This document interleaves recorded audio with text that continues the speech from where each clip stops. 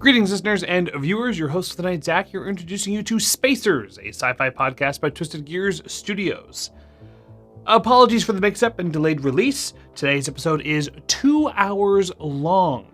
We spend the first hour going over recapping the story and some world adjustments that we're doing. The second is a narrative tutorial based on the new game system, just so that we can all get acquainted to it, both players and you, the audience. We hope you enjoy the extra hour of content. You'll also find that we have added some new Spacers merch to our shop, so go give it a look when you get the chance.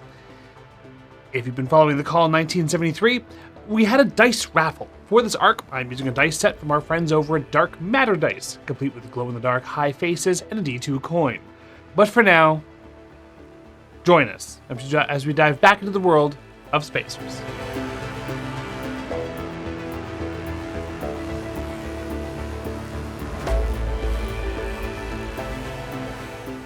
Hello there! Where's that camera? Channel my inner Mrs. Doubtfire. Hello everybody! This has been a hot minute. We're recording Spacers and we're all in the room now. Yay! Today we are going to kind of go over some other stuff. We're gonna this is more of the recap episode where I'm going to talk a lot about what has happened. For us, it's been over 2 years since we've played. So there's been a number of changes, or a number of things to look at, as well as changes. I say changes because, due to the change in game system, just to keep ourselves, safe, legally, we're going to change the names of a few things. So we're going to kind of go over that, as well as recap what it is that you all may not have remembered. And then you can say things that maybe I missed that you thought were more important than I may not have thought about. So once I've gone through my little blurb, you can be like, but this also happened. Now that, yes, of course. This is not a comprehensive recap. This is just a high-level recap. Things like Chef Blue will not necessarily be mentioned. Those little things. Okay. But the big stuff, I'm going to be trying to be very, very specific because you guys were in the middle of planning like a big time travel thing. We've time traveled. Yes. So I'm going to kind of recap all of the relevant bits of information you need so that makes sense and that you can continue to go through the logical progressions you were all going through with your stuff. First things first, we're going to go over some, very, very quickly, some changes in terminology. So, Yosokis, you are now called Ukons. Mm-hmm. Shirin are now known as the Kokri. Yes. We shall now refer to the swarm as the Hive. And before anyone says anything about me playing too much Destiny, which is completely correct, how many different terms for large groups of insects can there possibly be? There isn't that many. I was going to mention that the swarm is not copyrighted. It's not. The clutch.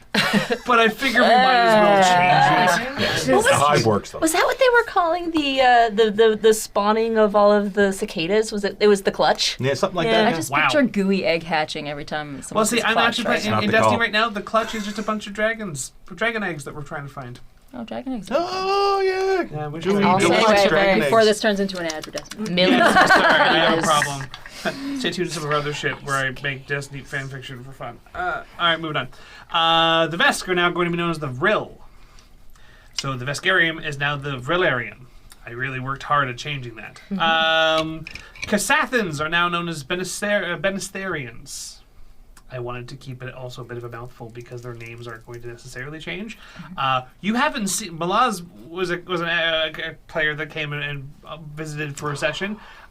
His name is long, and I don't want to change it. So we're going to keep their culture very complicated. We love you, Malaz, and we hope you had fun in Australia. Yeah, didn't he just got married his dentistry? And he's got a doctorate he now. just got his doctorate. He's a dentist now. So good. Anyway, what a great person. Mm-hmm. Enough of that now. Triune! The only deity that we actually gave a crap about when we were playing this game, we've now just called him the Navigator. They are now the Navigator. I'm not really going to bother changing any of the deities' names. I'm just going to say that because we never talked about any other deities, that's the only real deity that anyone ever really talks about. Anything else that anyone else has is kind of more of a thing that they have. You can introduce that, and I am cool with expanding the world out to include that, because we're going to kind of take this into our own direction, and we're going to make this our own thing. So I'm hearing that we get to make up our own gods that we're going to follow, which sounds fantastic. Yes, you The totally god can. of bigots! You can come There up with whatever should deities you be want. The a god gravy of god! Can open You'll start worms noticing everywhere. There's a theme here. This game system is all about making up and doing whatever the hell you want. So there you go. All right, moving on. The Starfinders Guild is now known as the Spacers Guild, and actually the Spacers Guild is now kind of just generally referred to as the main society that you all herald from, like the main star system that you all come from. It's actually run by the the Spacers Guild, as opposed to the Spacers Guild being a separate organization. And so it's the Spacers Guild that have been trying to reach out into other planets. You all live out in the Outer Rim, where the Spacers Guild has not really gone that far out, which is why, the Warden can still do his weird stuff with his Purgatory space station. We'll get more to that in a second. Aoxians, the race of the undead, are now called the Zavodians. And the Aslanti Star Empire, now known as the Canastian Allied Planets. Just a different organization of people trying to claim territory in space. Cat, motherfucker. Yeah, and they're gonna be involved later. All right. So I'm gonna kind of go through. This is gonna be a bit of a long spell because I'm recapping like 2 years worth of gameplay for 2 years worth. We've actually been not playing for about as long as we were playing. So That's sad. It's a bit. This is just what I've deemed to be the most relevant bits of information. So when we started playing Spacers, we kind of kept it within the Starfinder lore. We played it really loose. I don't like playing in other worlds because I'm weird like that. I like to make my own stuff up. So yeah, we were in it, and then we very specifically existed outside of it. We're like, we're gonna go. Here's the Starfinder world, and here's the Outer Rim. We're not gonna deal with any of it. So this makes this very easy. That being said, like I said, we're going to now kind of expand and develop the rest of that on our own as well. But here's all the things you need to know. Gonna over all the names. Once upon a star system, an ex-soldier, a nomadic mage, a crazy goblin pilot, and a thieving-friendly Ukon met on a planet. Don't worry, I'm coming to you in a bit. Okay. On a planet named Palaman. They acquired a ship and affectionately named it the Meteor. They found out that the ship was a part of a very small privateering salvage fleet. The inaugural heap housed 4 vessels. The inaugural heap being a large vessel that has a hangar bay for 4 frigate-sized ships, so fairly big ship. The Stellar Scrapple, the Asteroid Bait, the Benedict, and the Meteor. The But they're not all called those. It's just Stellar Scrapper, Asteroid Bait, Benedict, and the Meteor. Captained by Farah Argus, the new gang was welcomed aboard where they met Diantha, the hangar bay shipwright for the heap. There you go. There. Haha, I try not to take too long. Shortly after beginning, they would come to meet an old friend of Captain Argus, an eccentric Venistarian named the Warden. His large space station known as Purgatory held people out on the outer edges of society that were privately deemed too dangerous. As the Spacers Guild's jurisdiction ended somewhere around this area, the Warden took it upon himself to kind of not so much govern the Outer Rim, but determine who is or isn't too dangerous to be out in the Outer Rim, messing up things for this new society that people are now making. One such prisoner was a Vril named Jovak. Jovak was the leader of another large Outer Rim organization known as the Seven, a rather creepy organization that seems to have taken arms with the Zavodians, the race of sentient undead individuals. Where they were led, seemingly you find out later, by a character from Cliptek's past, known as the Matriarch. As their investigation continued, Jovak was working on a prison break. Upon succeeding, Captain Farah was killed in said prison break. In an effort to look into Jovak's cryptic plan, the crew gathered the resources and pursued him and his accomplice, the Matriarch, who were very closely working together.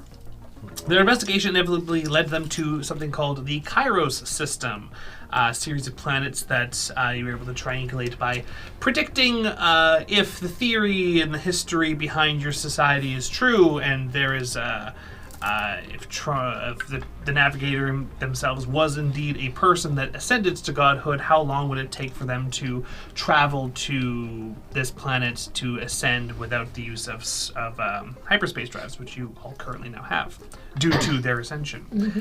Why the navigator is the god of the patron deity of space and travel. Also, a good reason why they're called the Navigator. Yes, I thought that was rather apt. That being said, as soon as you arrived at the Cairo system, you found that in orbit of the planet was a fleet of ships engaging with Jovac's very large ship known as the Avarice. In the midst of that, and being like, you're going to just avoid that conflict as much as you can. In the conflict were two large cosmic entities, dragon-like in nature, and they decided to come right towards you. One of them guiding a ship in the process.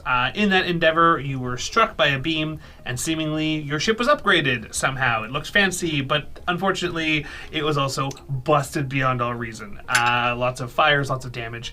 And shortly after, this green dragon had blasted you with this energy. The dragon's head was severed by its opposition, and then you crash landed on the planet. Over the course of this time, you would find that Jovac was in the temple of the planet, enacting some kind of ritual to what you all believed was in an effort to follow in the Navigator's footsteps and perhaps join them in some kind of form of ascension. So you said, bother the nonsense, and you all killed him, and that was that.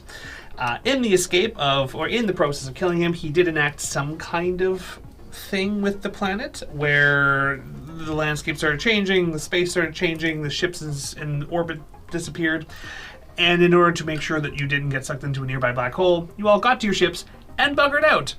But I believe Flinch was left behind in the process. Yes. Flinch and Tim, whom is a mechanic from the inaugural heap that was totally not kidnapped. Nope. One of the biggest sins of Jovac, the brown times. Yes. We don't talk about the brown times. We don't talk about the brown times. So the Yes, rest we of the do. gang departed, and upon randomly warping to a planet that is one of the home of Laurel, the ex-soldier on the crew, found that history had been slightly altered. It would appear that Not in a good Jovac's way. goal was to go back in time and prevent an incident that was the culminative. Right now, the Vril and the Spacers Guild are at peace. The Vril are not a very peacefaring group of people. They tend to be, as a society, very warlike, and do not like that this treaty, in general, that this treaty has happened. You had now found yourselves in an instance where Jovac was somehow still alive, and also that peace treaty had never been signed. And in fact, the invasion of the Hive did in fact occur, and quite a few of the Vril planets were wiped out in the process, as opposed to all Vril planets being saved due to the union of the Vril Empire and the Spacers Guild. In an effort to figure out what the hell happened, you went back to Kairos Prime, and upon landing there, you find that Flinch and Tim were not killed.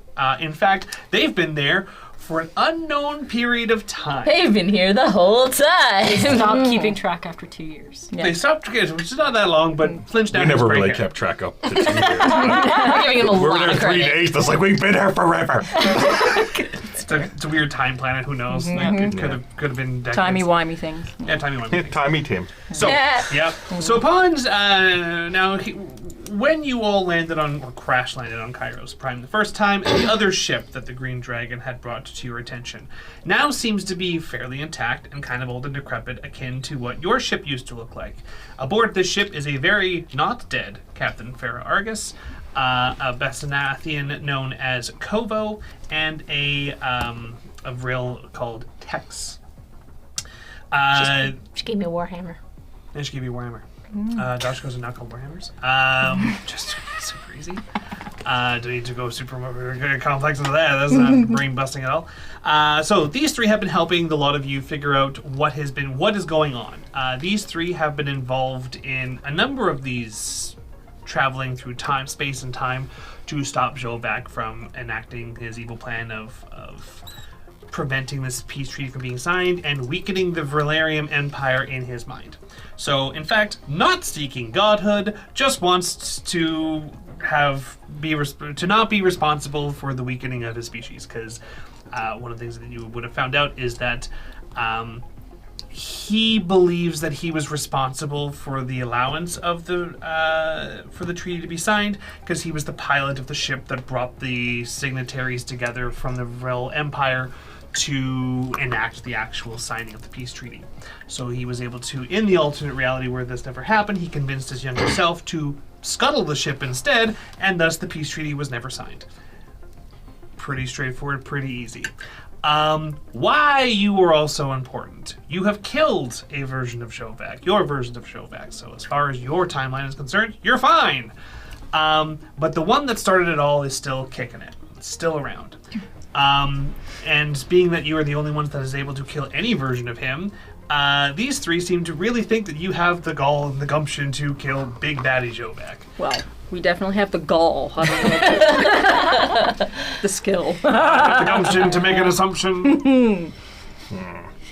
Yeah, anyway, The unmitigated gall. you all Never decided mitigate to your gall. stay on this planet for a bit, work out some plans in order to plan out what you're going to do to not only get yourselves in a position to kill Shovak Prime, as we're going to call him, but also, apparently, you need to be involved in setting up whatever environment was created that allowed you the ability to kill your Shovak in the first place. There is a possibility that Shovak might actually be able to stop you from ever having done that in the first place. So, with that all in mind, one other thing, very small thing. Very small. Being that you witnessed the death of who you now know as Kala, the cosmic entity representing time itself, you were then incidentally and accidentally responsible for making sure that she hatched anew and was reborn in this constant cycle of there having to always be an entity of time. She has been at war with her sibling, Yorog, the cosmic entity representing the void itself. And Shovak seems to have kind of partnered with Yorag to ensure his reality comes to pass. And thus, you are all pawns in these two cosmic entities combating each other. And really, isn't that just a metaphor for life? Yes. Really? No! Just like real life. Time into the void. Just like real. Time is a river. Time is a weird Really, soup. it's really It's a weird story. a not neatly bundled ball of yarn. What is that vegetable? No one knows. Who knows? Who wrapped this cable? What was it? Yeah, so you all got your stuff together. We're like, hey, cool, Kala, we'll figure that out. And Kala has gone off to do her deititious task of ruling, commanding all of time, whatever that means. hard. Or representing all time. It's like herding cats, isn't it? Yeah. It's like, no, the 1600's supposed to be here. Damn it. Basically. They're gonna think we missed hundreds of years. Still Those flag over Christmas there. past, know your Sorry. place. I was just thinking, Who made daylight savings time? yeah. This is one of Shovak's many crimes. Oh, savings time atrocious. speaking of herding cats. Anyway. Yeah, it's true. Yeah, with that, you all finally gather yourself together, acquiring a couple of very powerful temporal artifacts. One, a couple. I'm gonna want that. One such is a little one that all of you have. You have all affectionately referred to it now as the Time Walnut because it's way easier to say than the bullshit I gave it. You gave it Was- both names. Was that the thing that I threw into my cheek pouch? Yes. Okay, cool. These devices allow you Tasted to like chicken. travel through, it's made out through of hyperspace without having time really affect you all, as you all have witnessed that time does weird things to travelers that are not prepared for it. We don't So talk you about know. the teen times. The teen times now. Yeah. you experience this full well with Greg. Greg turned into a baby at one point. I know. We We didn't even have to travel very far because and the I- goblins have a pretty short lifespan. And I gave baby Greg a gun. You did. You're a did. responsible adult. And still, Shoot that way. yeah, still, It's on a mug. couldn't shoot. It's on a mug! Yeah, can't shoot. Purchasable. I love I this think. mug. It's hilarious. Can't shoot as a baby. Can't shoot as a teenager. Can't shoot as an adult. Whatever that was. There's always Elder! Elder Greg, which, by the way, one of the other very powerful temporal artifacts you found was a box. And inside this box, someone could go on in. For everyone else, it would be like a couple seconds had passed, but for whoever goes on in there, it would feel like their life had ended. Greg was like, that sounds like a good time, and went on into the box and has existed for a number of hundreds of years that he has not either divulged or is unaware of, and hasn't really talked to you all about it, and has been weird ever since. Weirder. But has now come out with a couple of interesting facts about the situations you were all dealing with. Upon leaving that box, you all decided, great, it is time to now enact the plan. We are going to go back in time to your own timeline far enough to be able to establish the environment that you need to get up to killing Jovac, which you've already done, so you know it's doable. And then go and kill Big Daddy Jovac right afterwards. A couple of, now I'm going to start narrowing it down from like high level to some of the nitpicky stuff, because this is all have to do with the plan itself. So you have now split ways from the other crew that you've been working with. So Farah, I believe. Now I'm drawing a blank. I don't know the answer to this. Yeah, well, no, I know the names of the other two, but I don't think that they're. I think Kovo and Tex are with you guys. No, we left them they all all behind. buggered off. Fantastic. Yeah. Greg knows some fun stuff about them, but I'll send that to Greg later. So yeah, that whole crew is buggered off. It's just you guys now. Fantastic. Makes my life a lot easier. With that, you've all determined that you were hyperspacing towards where the first breadcrumb on your temporal journey. There needs to be a ship on Palamon for you all to gather, grab, and then depart with. A decrepit, stripped ship. That Diantha remembers losing this ship, but it was fully stocked with stuff. So how do you all find one that is stripped for parts? You have all found, Flinch, through some pretty crafty work, was able to find where the current ship is, stocked up full of stuff. You've all planned that what you're going to do is you're going to go to the shipyard where it is currently impounded. You are going to break in, you are going to steal that ship, strip it for parts yourself, cause the damage that only Flinch can fix when it is on the planet, and then you're going to dump it on Palamon for yourselves to inevitably find. However, the downside in this process is Flinch was going outside on the ship so that they can narrow down exactly where it is by making adjustments to the antenna, and the travels of hyperspace is a bitch.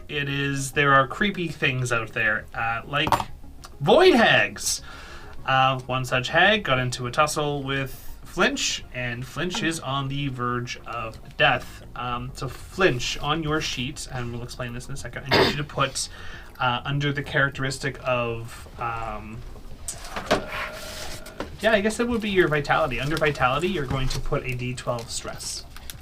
You have the maximum degree of stress. Flinch is on the verge of death. Done. Hey, done. There you go. Cool. So, on top of this, you have to find some method of saving Flinch in the next possibly 24 hours, or Derek will be playing a new character in this new game system. So, No. don't let that happen. All right. The specifics of that plan we do not quite know. We last that was uploaded and posted to the internet. Flinch was taken to the medical bay, and you have all dropped out of hyperspace. The combat had concluded, and that was it. Before we jump into that, is there anything else that anyone else is like, I'd like to chime in? Oh, you missed this very important thing, or discuss amongst yourselves bits about the story and narrative. Questions you may have. So just a few clarifications about Yeah. the plan. We're getting the meteor. We're not just getting the meteor. It was taken by pirates. Yeah, you have to get a pirate Quite base. specifically, pirates that Greg very yeah. recently pissed off. Yeah. So yeah. how the events of Parliament went, that you all recall, is as you all gathered in the meteor, prepared it, and left, a pirate lord named Borugai had just shown up and started razing the village. Because about 12 hours prior to that, a ship crashed in the desert that Flinch and Greg were totally not on. And then you were found in the desert. Totally coincidental. Coincidental. That's where we were born. And Borugai came to raise the village, trying to find Greg after claiming that Greg stole one of his ships and crashed it. Which made no sense because I've lived in that desert the whole time. Yeah. You have also you also are aware that you don't know exactly where the station is as to where the ship is. That's why you were making changes to the antenna, which you did make, by the way. You've succeeded at a task. Just not the part where you get back into the ship, safe and sound. You know that the station, as well as the same station that Grek, there is a younger version of Grek in this station that you are not sure may or may not have already been. Grek shared a little bit of his backstory with you, in the sense of he at some point is going to be blamed for something he didn't do. You don't know if that's true or not. Grek lies all the time. Fake news.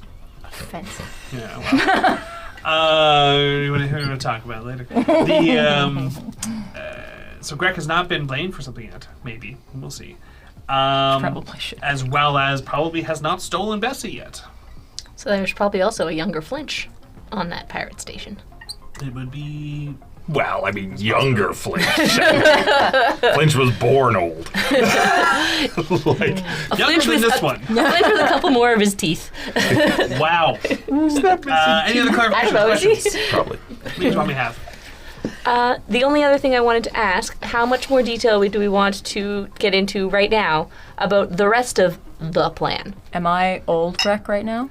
You are the Omni Greg. I'm the Omni puberty Grek. Yeah, you are an All right. unknown number of centuries older than you currently used to be. So from the last episode, if I recall, I believe Tim and Flinch are in the med bay. Yeah, we're not going to pick up exactly where we No, we're left not? off. Okay. There's going to be a narrative explanation as to where we're going to pick up where we're going to pick Oh, up. okay, perfect. Okay. But there's going to be a tutorial activity to kind of get you familiar with the game system shortly Okay. here. That'll also kind of narratively fit into stuff. So, you know. I mean, now that we've gotten a really good refresher on the story of Spacer's Redux, is that still what we're... That's what I'm calling it. Yeah, sounds good to me. Sounds good to me, of course. And all of us, I'm assuming. I'm not going to say no. You can say I appreciate no. that. You could, though. You always have the I just stand up and leave. We could go That's the over right answer. a bit, sort of, because it's been such a long time, what our plan was. So we needed, from what I'm being told, because it's been quite a while, not like anything much has happened in the last 2 to 3 years. But we need to set up a timeline that fits that happened when we killed a version of Jovac. Yeah. And we're trying to set it up so we get that same sort of conditions. Yeah, you had pinpointed a few key things. One, getting the ship. Two, Messing in with the matriarch. yeah, that was the other thing, is that you were also privy to a recording of why every other fight with Jovac failed. Jovac always fought with the matriarch. Yes. The matriarch eviscerated half of you in every instance, or at least made it so that you were unable to deal any damage to Jovac. So, in some way, shape, or form, in the next, you guys set yourselves back. Perfect. No, hang on. You set yourselves back. I knew that. 2 months, 3 days, 6 hours, and 22 minutes. Yeah. In an effort to give yourselves that much time to establish yourself the ship. And for the rest of that time, find a way to mess with the matriarch so she is unavailable to defend Jovac when you go in to fight Jovac Prime. And it was because we knew there was a date that we knew where the matriarch was. But then there was... 1 month from now. 1 month from... Yes. We yes. You know she's on a... we in our regular timeline fought the matriarch on the poison planet. Yes. And so we know where she was then. At that point. We have no idea where she is between when we fought her on the poison planet and when she failed to show up to help Jovac on Kairos Prime a month later. Yeah. Yes. I'm going to write down number 2, the matriarch fuckery. Yep. Plan. So, I will say that while no one has really thought of this yet, it is kind of leads to assume, and part of that is just because of the gaps between playing. Yeah, you have to stop the matriarch from being present for when the past yous fight Jovac. But also, if you want to go fight Jovac Prime and you don't deal with another version of the matriarch, you'll probably be fighting both of them in the final fight. But you also might just be really good at fighting by then. Who knows? Double But I matriarch! do recall we viewed a fight. It was through the holograms with Jovac and the matriarch, and we lost brutally. Well, that's what I'm saying. That's what you saw. That's how you Yeah. know that you have to do this, because you didn't fight her before. So that must have been how you beat him this time. And for my notes, it was 2 months. How many minutes? 2 months, 3 days, 6 hours, and 22 minutes. 3 days. And 22 minutes? 6 hours. 6 hours and 22 minutes. 6 hours and 22 minutes. And I'll put that in asterisks with brackets. Because why not? Because I'm going to use that a lot. I mean, it's been less than that now. You've been here for a bit. I'm gonna get bit up. Hold on. We used up Plenty of it. at least 2 days. One of them taking a nap, and the other one Yes. fixing up the ship a bit to get better scanners. And then whatever the hell's going on with Fincher. And then there was Yes, something sorry, I'm going to about... finish your points though. So you have the points on your map where you have to get the ship. You got to stop the matriarch from being there. Also, there is a giant fleet in orbit of the planet that was enough of a distraction to keep Jovak Prime's eyes off of you. You need to be able to acquire enough resources to distract his ship in orbit so that his fleet is not attacking you when you show up and prevents you from even landing in the first place. Well, because we had rescued, in just our regular gameplay, in the previous timeline, in the normal timeline, we had rescued some, like a general or a prince or somebody from the Canastian allied planets. Yes. And we were like, they owe us a favor! So we were going to go back and ask them, but suddenly now that we're back in time, they don't owe us a favor anymore. So we need to find a way To make them to ensure that they owe us a favor. as a plan B. So or it can actually, mask it would be a plan G. no. You know what's really distracting on board a ship? A horde of goblins. And right now, on this I got a plan already. station, because it's like, younger Grek and all that, there's probably a lot of Grek siblings. Oh my Grek family. God. Billions of them. Could we probably. find a way to get a whole bunch of Goblins. and just release siblings them like and rats release them on ship. Jovak's ship? What's a group of goblins called? Anyway, That's a What nice is a phrase. group of goblins called? Fabulous. A confusion of Trouble with goblins. goblins. That's what it's called. A muddled morality of A goblins. foggy cloud, most likely. A gremlin? I mean, really, it should be a gobble of goblins, but there you go. A greblin. A gremlin? A blend of God. The goblin god, Yeah. Greblin. Anyway, we'll put that in as plan G. But Oh, I with keep me? that in the I'm glad back. you call them plans, not preparations, because the next one will be preparation H, and I don't know how that's I'm calling that plan A. But anyway, put that on the list of like backup. I'm not putting that in anything. I am. All right. Anything else you want to discuss before we do this little tutorial activity? I'm good. I think I'm good too.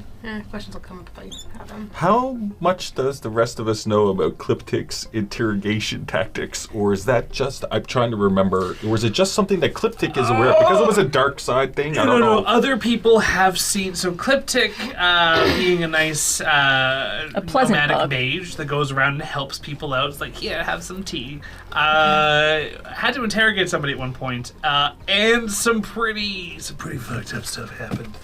And you got really into it, and I think only a couple characters witnessed this. Yes, I don't remember who. I think it was Laurel. I think Laurel witnessed this. It wouldn't be me. Yeah. Okay. Laura would have been the best one to witness it. Yeah. So Laurel is aware of your dark nature. Sometimes people do fucked up shit. Maybe I am. I don't remember. Sometimes people do it all the time. Sometimes.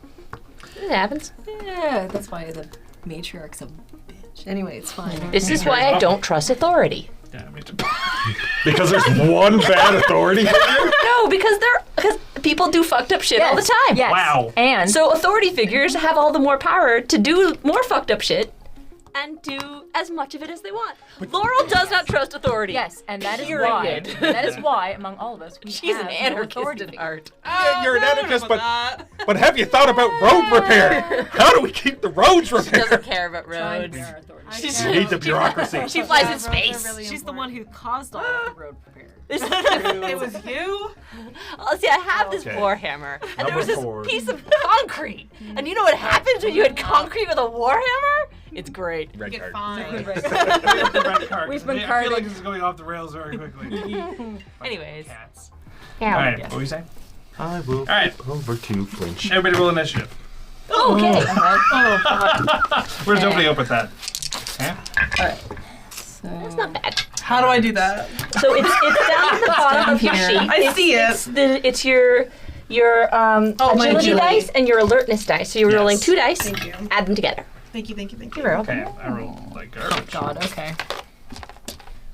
Let's see what the very first roll of this game looks like, considering the dice I have for this are actually pretty. It's a good way to start. It's a great way to start. I mean, that, Oh, right. that could ones be don't worse. count. Is that correct? Ones do not count. Ones do not count. There are no one. You do not roll 1 in this game. 2 is the lowest. The next lowest is 0. Ones count zeros. All right. Did anybody roll higher than a 15? Oh, God. All right. Good. Must- Anybody roll higher than a 10? Would you? Oh yeah, you rolled a 12. I got a 12. Nice. All right. So clip tick up 12. We're gonna just go with that, and we roll between 5 and 9. Everybody, okay? Who rolled 9? 8. You got 9? No. Go ahead. 8. 7. Which is great because my agility is terrible. So 6. Me. And Greg. I'm going to say that Greg is faster. That would probably make sense. Although I did roll a 1 on my d10. Oh. God almighty. Well, No, that's not Greg good. Almighty. Omni Greg almighty.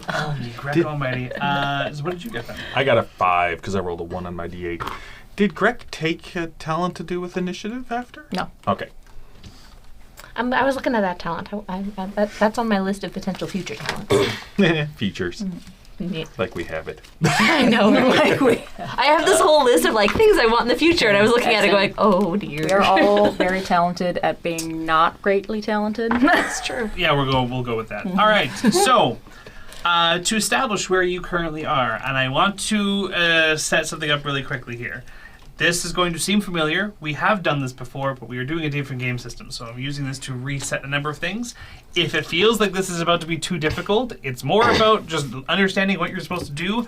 It is supposed to be super difficult. Okay. Greg, Present. when you were in that Tesseract Yes. way back when, there was an instant when you were leaving. You were given privy a vision of the future. Yes. And you were told that upon seeing this vision of the future, that if you were able to, you were given a boon of power as you left the Tesseract. When it came time to fight Jovak, the trade-off to having that big boon of power is that you would not engage in the fight, but by not engaging in the fight, whatever you saw from this vision, Jovak would be locked into performing those actions. Yes. If you ever engaged in the fight, he would be free to then act upon his own will. Yes. So, being that we're playing a completely different game system, you all find yourselves on the bridge of the Avarice, this undead bone-like ship. The way that it's built is as the double doors that kind of led to this weird rib cage-like hallway, opens up to this dual ramped area into this large chamber with a very massive glass window that overlooks Kairos Prime and the warring space battle that's going on outside.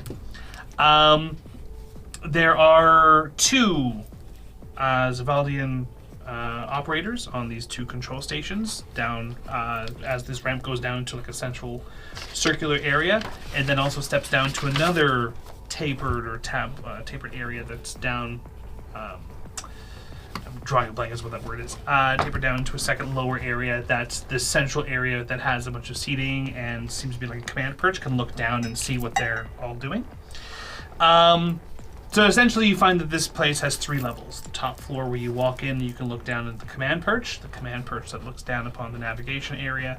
And you see that there are, like I said, 2 Zavaldians on the navigation posts.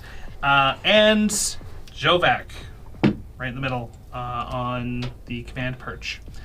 As you all enter in, Flinch, you are the first to do anything. What would you do in this situation?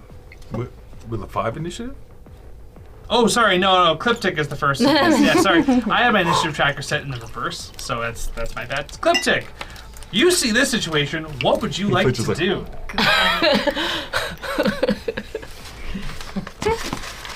That's a great question. Don't think about it from a gameplay perspective. Narratively speaking, what's the first thing you would do upon seeing this rather large vril turn around and begin whipping out? It looks like preparing for combat, like they're about to pull out their warhammer. So I do have a pistol. Hey, you do. I do have a pistol. Or actually, no. Sorry, he's.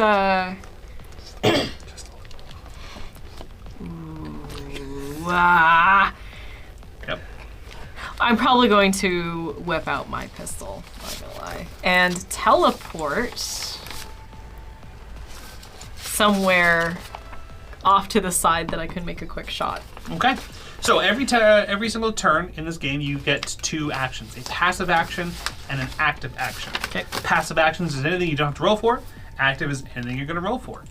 In this particular instance, you are going to have to roll to cast your teleport spell. Yes. So you're going to pick an attribute that you're using to roll this, probably intelligence, as you're casting the spell. Yep. That'd be my D8. Then you're going to pick a skill to go into this as well. Probably a magic skill. Do you have a distinction that you think Can is I'm relevant? chaotic. Can I Well. use? No. No, I guess it'd be just magic. Yeah. That's not chaotic. What's chaotic? Chaotic. Chaotic. I'm sorry. I could use chaotic actually because I'm jumping. Right? I'm confusing. No. Doesn't that have to do with your tea? We'll say for the sake of this that you had tea earlier today, and I'll let you use it. That's fine. Add it in there. Doesn't Sure. matter. Okay. Then All your right. teleport die. Yep. So I have that would be 3d8s. Now, before you roll that, do you have the teleport spell? That is what so if it's magic based, yeah. So that is my teleport. So you had another D8. Yeah. No, so I have my d8 from that, and then I have my d8 for intelligence. These aren't D8s. Those are D10s. Oh my god, they are. I'm so Oh, nice. nice. So you should have a D8 for your intelligence. You should have a D8 for your skill. You should have a D8 for your distinction. So Yes. I'm gonna let you use chaotic for this, and you should have a D8 for your spell. So you should have 4 D8s. Oh my god. Yeah, because I remember when you were doing it, you were looking at the chaotic as sort of the illusion thing. So it could be because you're teleporting, like that magicians with like, you know what I mean? Yeah. Now you see. Now you don't. Before you roll, currently no one is actively stopping you from teleporting. Okay. So being that no one's opposing you, I would just give you a number to roll, and this is going to be pretty easy. So you have to beat a 7d6. Okay. Because it's 2 dice that are added, right? Yeah, so you can roll that. If there are any ones, you have to tell me. Nope, there are no ones. Then you don't have to worry about it. So you get to add 2 of those dice together to make your score. And then whatever dice are not used to create your score, you use that die as your effect die. The number on that die doesn't matter, just Unless the it's size of the die. Okay, so I have 12. I rolled 12 as my highest. Great. And then Obviously, you rolled nothing but d8, so you're going to have a d8 effect die. yeah, okay. Does that make sense? Sure. And what is the effect die for again? So I'll explain. So this is why we're doing this tutorial, right? So I said the difficulty was 7d6. So not only did you beat it by 5, which means that you critically succeeded. You heroically succeeded. So if the effect die is higher, it means that a positive outcome occurs from this. Okay. But being that you critically succeeded, what this means is that for this fight, this will not carry on past this. You know what? Yes, I will let you carry on past this fight. On your hero die section on your sheet, you can knock off the D8. You now have a D8 hero die. I'm showing At any Lindsay, point but that you would she like- happens to be near the camera. I was doing this because I Lindsay. know. You spend a plot point at any point that you would like when you're making a roll. You can decide even after you've rolled and seen how bad the roll is. You spend a plot point and just add a hero die to the final roll. Now, I do recall from hero die though, if I cannot have another D8. I can have Correct. only Until you spend it. until I spend it. That's right. Yeah. But I can't just keep on having a plethora of V8s. Yeah, that's correct. Yes. Okay. Yeah, That's yeah. all. What? How many plot points do we currently have? Oh, well, there's a question. We're going to deal with that later. Yes. Traditionally in this game, you are given plot points at the top of this, but because people, there's so much support from people watching the show, there will be a number of plot points. But you're not going to use them in this because the plot deems that you will not make it out of this encounter. So, remember, Greg, you can end this encounter at any point. Yeah. But the longer you stay in it and the longer you put up with all the pain you're about to witness, the longer you get to have control over Showback when you go to deal with that fight. Right till the bitter So it end. just depends All on right. how emotional I am. So, Write down what he's doing. with that, Yeah. because you had high enough effect die, Okay. and you succeeded, you will teleport to a different part of Do the you want room. some paper? Okay. And Do you want paper? Oh, that's fine. I'm cool with saying that there is now, that was very distracting. Okay. That Jovac now has a complication called a D6 distraction. So when he does the next thing he's going to do, his difficulty will go up by 6, only for the next check that he does. Okay. All right, Diantha. Okay, see if I understand this correctly. My goal is to, as this is happening, basically share what's happening in the room and the most optimal places for people to enter or go to have the greatest chance of not being hit by him and while hitting Joe back. That makes sense. So I'm going to use my intelligence die, which is a D10. I'm going to argue that I can use my distinction military background, which Yeah, is that makes D8. sense. I'm going to use my skill tactics, which is a D10. And my power set for enhance, my field commander power set gives me an enhanced D8. Yep. That all tracks. It all tracks. And I can pick 2 dice that are the highest and ones don't count. Correct. Now, before you roll that, again, no one is currently opposing you in this particular moment. I will say that this is challenging, simply due to the fact that you have just entered a room, and as you're planning out where everybody goes, Cliptic teleported away. Yeah.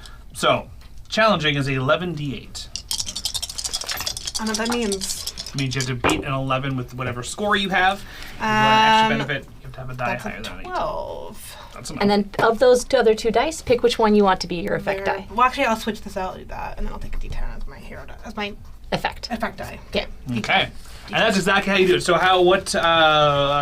what Bailey just did there is she rolled 2 d8s and 2 d10s. But a d8 had rolled a 2, and a d8 also rolled a 2. So she made sure that the 2 stayed, so she got, what's your total number, 12? 12. So it's enough to beat the 11, so it's a success. But because you swapped out the 10 for the 8, you now have a d10 effect die, which means that you also have a higher effect die than the difficulty I gave you.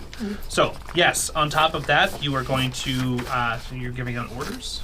Yeah, essentially I'm coming in and being like, there's a blind spot here. If you go here, he'll have to step out of his current location to find you, blah, blah, blah, blah, blah, so that kind of stuff. Okay. Being that you have abilities that would make these more permanent, basically the next person that acts in accordance to Diana's plan will get a d6 asset added to your check. Sweet. Okay. All right. Do you have anything you want to do that's not roll required? Do you want to move at all? I will also take out my pistol, but I won't use it yet. I will just move to a more optimal location within the room. Okay. So chest high walls. And keep an eye on where everybody else is going so I can... Makes sense to me. All right.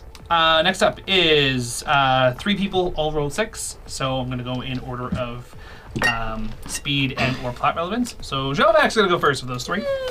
Because he's a dick. But whoever... So how checks work. If he's going to do something that is actively needs to be opposed by someone, you get to roll... The defense gets to roll first. And you're going to set the difficulty for me. So for instance... bunch of people just barged on in. Someone has teleported across the room.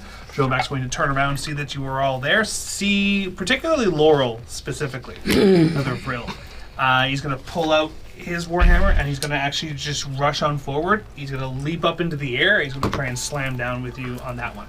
So, specifically, Laurel, you're going to set the difficulty for me. You get a d6 added to this because he's a little bit distracted by Cliptech having teleported away. I'm going to use And you my... get a d6 because of my thing as well? No, because I'm not following your plan. He's Gotcha. attacking me. Gotcha. Yes, yeah. Yeah. So I'm going to use my strength to defend against this. This would be a melee attack. I'm using my Warhammer, because of course I'm using my Warhammer, which is a d10. Yep. Can I use Brawny? Yes. Woot! That's You one of are my physically distinctions. getting hit by something. That is exactly what this is for. The Warhammer itself gives me a d8. And I am defending, so I also get my armor, which is a d8. Good lord.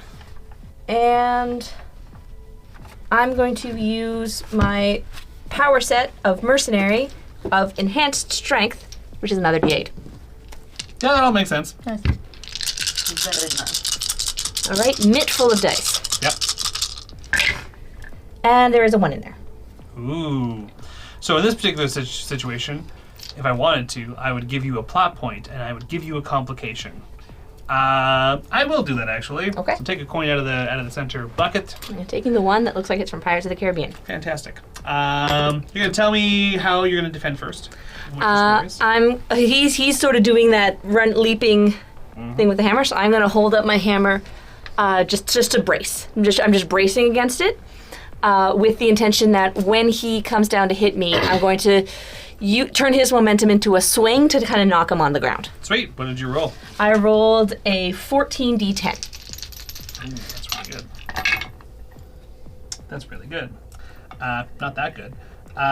With a 20 d12. Oof. Yep. Oh, that hurt. You said you rolled 14? 14. Okay. So I'm going to say the complication just gave you is going to stem from this. Okay, that makes situation sense. Here. So being that so in a combat situation, I exceeded your number by 6. You were dealt 6 basic damage, which is 3 wound, 3 strain. As you go to put up the power hammer like this, and his hammer just crashes down, it breaks the thing back, and it digs right in the meat of your shoulder, really cementing in. You're going to get a D10 complication. You have a dislocated shoulder. That was Jovak's go. Greg. Jovak is right next to you now. I can't. Oh yeah, you're watching Do this. anything. Yeah, you technically can't do anything in this. So you're just gonna watch Yes. this all happen. Yeah, Laurel, it's your go. Okay. This guy's right in front of you. He's knocked me down. With even though I have a dislocated shoulder, I'm gonna shake it out a bit and just backhanded Shake it off. whack him up on. I aim for his chin to hit him with my own warhammer. Okay, I'm gonna roll the defense for you. Clack together. Okay, not as good of a roll. So he's rolled a 13, but it will still be a d12. So a 13 d12 to defend against you. Okay, so it is going to be almost the exact same roll that I just did. So Just take strength, your hammer. brawny, warhammer skill, the warhammer itself, and enhanced strength. The only thing I don't get is my armor. You added the d6 already for my. Yes, I already put your complication. Sweet. And you said it was a 13? 13 d12. Yeah. Okay, well, I'm not going to beat the effect die because I don't have any d12s. But that's okay. There is a 14 d10. Nice! Really, really good, really good, really good. Okay. So with that, you deal 1 point of damage to Jovak as you then will swap the hammer into the other hand. You're just going to, up in the chin, just like you suspected. And it is going to knock him back a bit. He's not going to, no advantageous situation is going to happen. You just deal a point of damage. Cool. Flinch! Right next to you, these 2 giant lizards are fighting. Fuck this! A quick question within this rule set. I can leave without worrying about getting like a free hit or Correct. something. Yeah, I just wanted to make sure. Attacks of opportunity are not standard. You can take a talent that allows you to do that, or that can turn someone's passive action into something they have to roll to get away from you. But otherwise, unless you're doing something to Jovak's not going to be like, cool, I'm getting punched in the face, I'm going to slap you as you go away. That's not a thing that's inherent. Is there, because I remember when we did this last time, and I still think Flint should try to do the same thing, even though it didn't work out last time. Sure. Lynch doesn't know. Yes. Is there a clear path down to those people at their little computers having a good time playing, ghosts and goblins? You could take your passive action to get up to them. You'd have to get them out of your way. That would be your active action. But yeah, that's fine. Yeah. So I will scurry Yep. down to them. So there's just 2 of them sitting down? There's 2 of them at the consoles. They do see you approaching, so that's going to be they will actively. As soon as they see you coming, they are both going to stand up and start pulling and clapping. Yeah. So is it possible for me, as I'm scurrying down there, to shoot one with sunshine? Absolutely. So I'm going to roll the defense for you, so they're you know what bad you got to guys. beat. Okay. That's what I'm looking for. Okay. So the difficulty you have to beat is a 14d10. And I don't, you can add my I don't even D6 have one now, D10 die in right? anything I do. Now you can have my D6. 'cause You you're would doing- get Diantha's d6 because you were actually going out and you're. Yeah, I'm moving away and Yeah. trying to spread out. But now that this has been used, it'll be Gotcha. out. So you've got abilities that make these more permanent, but temporary assets can be made as you get higher effect dice. That's kind of how that works. I don't even have anything that's at a D10. So, Oh dear. right? This Like- is meant to be a garbage encounter. Yes, understandable. So sunshine. It's not going to be protective because I know what Flinch is doing. This isn't really protective of the party. What his plan is, Fair. because I recall. Yep. I know exactly what you're doing. This is not protective at all. Yeah, I don't think I can add a distinction because I got my old man flinch. Yeah. And I have pack rat, which is sort of like when it comes to certain things that doesn't really fit what this is. So I have a D6 for following the plan. I have a D8 for pistols. One of your attributes. Oh yes, and I believe pistols is alertness, Yes. so that's another D8. Nice. One of my signature assets is Sunshine, the Warden's Small Arm, Yep. which is another D6. And it's also... The weapon itself. So basically you have a 2d6 weapon, essentially, because it's your specific weapon. Yeah, just give me D6. Got a lot of D6s. Mm-hmm. Yeah, and it has a special effect, Flash Burn. I have no idea. I can't recall what that does. But that looks like to be everything that I can add in on this. Go and see what that does. Yeah. We came up with what it was, but I don't remember what it is. What was the difficulty again? Something... 14d10. Oh, sorry. No, not 14. Yeah, 14d10. Oh. I didn't roll a 1. Would you like to use a plot point to add 3 dice together instead of just 2 dice? Is that how that works? That would, if you had plot points, that if you're going to give them yours, yes, you can do that. That is exactly how that works. If you have plot points. Yeah, I give feel me bad hers. stealing your plot point because That's okay. I would fail otherwise. So if I add 3 together, I've got 15 and a D6 effect die, Okay. which not going to be dirty 10. So, Flinch runs on down the ramp towards the two Zodians that are down at the command console. You go on up, you shoot, and it does strike him in the shoulder. But as that happens, you are kind of fixated on. I'm assuming that you were headed for the console. Yeah, I got to deal with them, but yeah, I was definitely. Yeah. So headed as for you this. go to you head to the console, being that you have a lower effect dice, they are. What's the best thing to just say? Yeah, basically you do not make a lot of progress towards the consoles. They actually are both going to block the consoles, ensuring that you definitely cannot get to it next turn. What You'd does have to- Flash Burn do? Yeah, we'll say that it's all dealt as wound damage. Yeah, we can talk about it Yeah. after. I don't think it's really There's 1 point of damage relevant. anyway, so it will be wound instead of stun. So yeah, you deal a point of wound damage Sure. to this poor bloke. There is sizzling on his shoulder. It shoots rays of the sun. That's true. So that is the first round of combat, but a lot of that was kind of explaining rules as we go. So let's see how quickly this next round of combat can actually flow. Back up to Cliptech. You've now moved to a completely different part of the room. So when I moved complete, it would have been closer to the 2 at the Yes. console. Yep. So I'm gonna take a shot. Shoot Yeah. behind. So that's gonna be. Well, you said with pistol, it'd be my D6 with a pistol. Yep. Alertness, you said, was usually used for that. Okay. And then I have a small arms, which would be Here, use another D6. Absolutely. I don't think I have anything else that would. What's your distinctions? Oh, you already added it, did you? My distinction is friends first, silent but Tetley. Ohm is where the heart is. So Oh. none of them are gonna help me Yeah. out. So Okay. I rolled a So, here's first things first. okay. I'm gonna explain something real quick here. So, I'm not gonna count you. If you do, you keep those dice there. Okay. Because if you do say yes to this next question, you have to use that roll. Okay. So something about plot points. Now you don't have any because just the nature of this encounter. I'm not going to give you them right now. On your sheets, on your second page, there is ways to earn and spend plot points. You can choose to fail a skill check Okay. and just say through plot means this is why you were unable to do a thing. If you do that, you will get a plot point. I'm going to tell you right now. I rolled a 19. It's not great. So, and this is just, so you're supposed to decide this before you roll. Yeah. Now you have already rolled. We're just going to ignore it for now. Okay. Which is kind of manipulating, but also I haven't given you plot points. So, do you want to roll to see if you can mitigate the problem, or do you want to fail the check? I think I would probably roll to mitigate. All right. problem, So what'd you roll? So I have rolled a 1, That sucks. and then so it would be 6, right? Because I had that. Oh no, it would be. how And does you roll the rest of the dice together, the 2 other dice together. that- yeah, so that would be 6? 6. Yeah. No, it's not. No. I'm gonna give you a plot point though. So you can take out of the center thing. So I'm gonna give you Stolen that. the balloon. Although I don't think this is overly going to matter too much. What's your total hit points?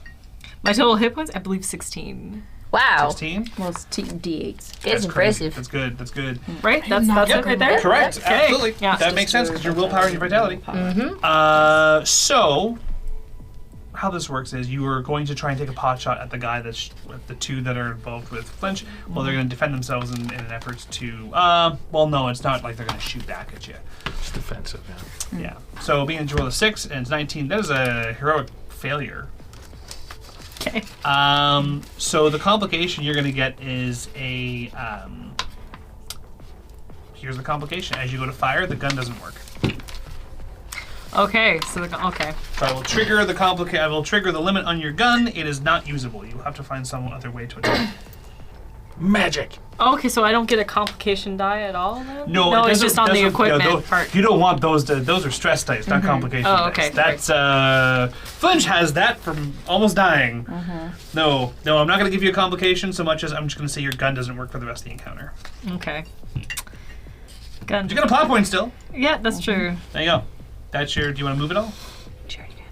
I think I'm still gonna want to go up close to those two because okay. if anything else, I have a knife. All right. And magic. And Cryptic whips out a knife and starts running towards them that are behind you, Flinch. Diantha, you now seeing this. Okay, it's gonna be pretty similar in strategy. I'm seeing what's going on over at the console. So I'm going to essentially try to keep Joe back from cluing into that. So essentially I'm gonna be able to be like, God, I forgot his character has to say cool shit. Charisma based. So I'll basically just be like, keep your focus here if you want to keep your life, blah, blah, blah, whatever. And then I'm going to do essentially the same role, but instead of enhancing somebody else, I want to suppress Showback. Okay. What characteristic are you targeting? Oh. Mm-hmm. Characteristic? Yeah. What's the character? One of the six, like, attribute? strength, Oh, the vitality, attribute. yes, An attributes, attribute? yeah. Okay. I would like to target his alertness, so he doesn't clue into what's going on. Cool. Awesome. Sweet. Fantastic. So I'm going to use my intelligence. I'm going to use military background. I'm also going to use intimidation this time. Suppress. And helping hand. I'm trying to help out. I guess would I be helping out Laura? I'll be helping out Flinch more in this. It's more helping out Flinch. Great, then I will, that is a talent I have, so I assist an ally. Effect, add your skill die to an ally's pool. Hey. So actually in this particular, so that's if you're helping someone perform a skill check. Oh, So that's not quite how that works. Yeah. Okay. You are helping him, but you're not helping him do a skill. Great, then I will Yeah. just suppress Yep. Joe back then. So Fair. that's I rolled really bad, so it's 11d10. 4. Do I have anything else? No, let's hit 4 dice. Okay.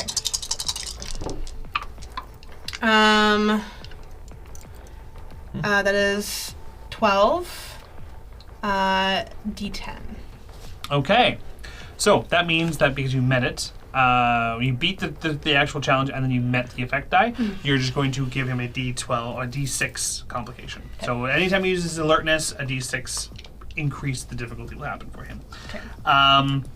You'll kind of just run as you're like yelling, yeah, keep your attention over here, but what the and he's gonna basically wind up, and this leads directly into he's gonna wind up and then just try and smack down at you again. All right. So give me a challenge. Yes, it's gonna be the same roll basically as before, because he's winding up again, and I'm gonna try to what I'm gonna try and do is whack his warhammer out of the way so that he misses me. And that's a nice one. Except that I want a higher effect die.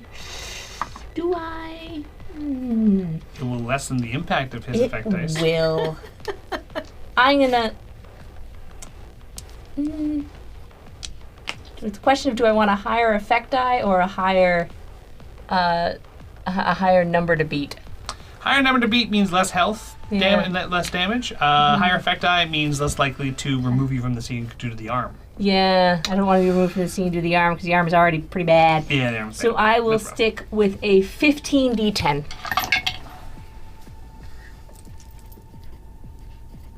Cool. So it's a 20. Holy I wow. rolled 3 10s. Oh my god. Wild. So 20d12, which means that you're going to get dealt 5 points damage. Okay. And he's going to basically, as you go to knock his thing out of the way again, you forget that you have that your arm is dislocated. You just kind of instinctively grab it, and as you go, oh no, and you kind of drop the hammer as it goes, and he slams down to your shoulder again, popping it into a d12. Okay. You are on the verge of being unable to continue in this fight. Does that include his complication from Diantha? Or that was specifically for... That's for specifically if he's trying to look around to For flinch and stuff. as soon as he's no longer distracted by Laurel, Gotcha. Okay. which we'll see how that goes. I'm pretty distracting. It's your turn. It is my turn. Retaliate. I'm going to retaliate by I'm going to swing my Warhammer at his knee. I'm going to dislocate his knee. Make him fall to the ground. Sweet. So that's almost the exact same roll, minus my armor. I have 1 in there. So when I roll ones, you don't give me plot points. What you can do is you can select one of your complications and step it down by 1. Oh, So you can kind of muscle through and make that D12 complication back down to a D10 if you'd like. I would love to do that. I figured. I do want to ask though. So I have an SFX on my Mercenaries power set called Afflict. It says add a d6 and step up effect die by 1 when inflicting a complication to a target. Do I just tell you I want to give him a complication and add that d6 and hope I roll to complicate it? Yep. Excellent. I'm going to do I that. wish to afflict this individual. I want to wish to And if it afflict doesn't this happen, then individual you with didn't, a but you did. dislocated knee. Yep, that works. Okay. So the difficulty you must roll, Yep. and I rolled fairly bad, Ooh. is 13d12. Okay. Well, I'm not going to get the d12. Oh, probably not. I might actually, because I get to step up You an can step effect up the die. effect die. If you get a 10, you can meet it. Let's see if I can do this. Well, there's the ooh. Well, there's a 1. There is a 1 in there. I didn't mean to do it. It's a 13, you said? Yeah. I'm not going to meet a 13. But I am going to meet a d12. Here's the thing. I'm cool. You have a 1. I'm going to give you a do. plot point. Okay. I will immediately spend the plot point to make it a 14 d12. Okay.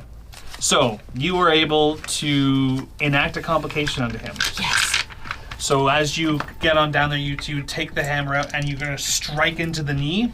You are going to give him a d6 complication to his knee, All right. which is actually pretty good. So every time he moves, he has a d6 complication added to moving around. And I'm assuming that d1 steps up my complication as well? No, Oh, no. I'm going to be... Well... Yeah, put that back to a d12. Okay. Step it up by 1. I was going to say, if you wanted to, you could give me another complication.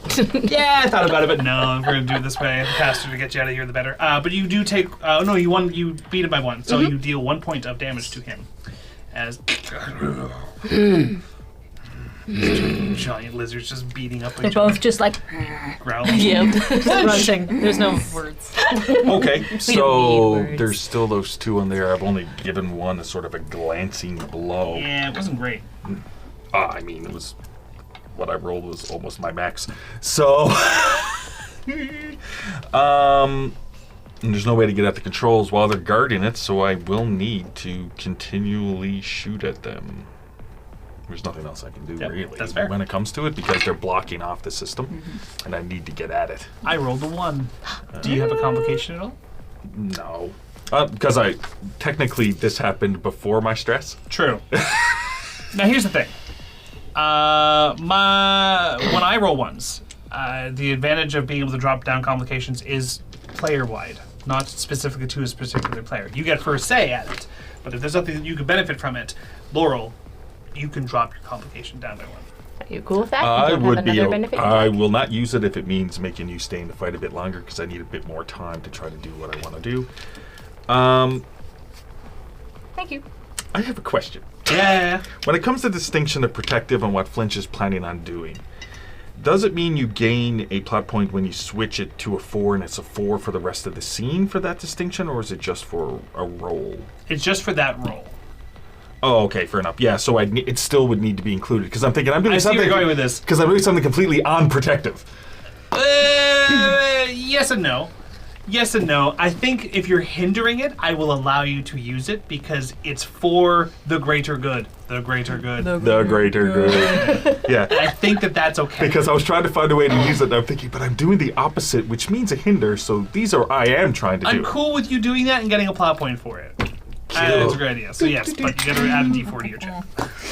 Okay. The difficulty, though, it's not great. Okay. 14 D10. Okay, so it's impossible for me to beat that. So what I will do is look at earning more plot points. Because it is impossible for me to beat it. Unless I spent that plot point and added 3 and I rolled extremely well. What's the D on the end? 10. Yeah, so I wouldn't be able to beat it regardless, so it's pointless to roll against it. And given on a contest, but I guess that's you lose on your own terms? Is that what it is? Yeah, like I'm basically. purposely failing a check?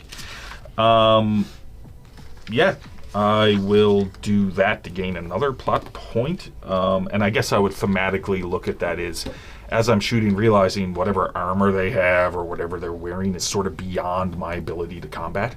So it's just a glancing blow as I'm trying to, you know what I mean? Losing on my own terms of just trying Get to the console. Yeah. trying to get to the console. Interesting. All right, fantastic. Back to check.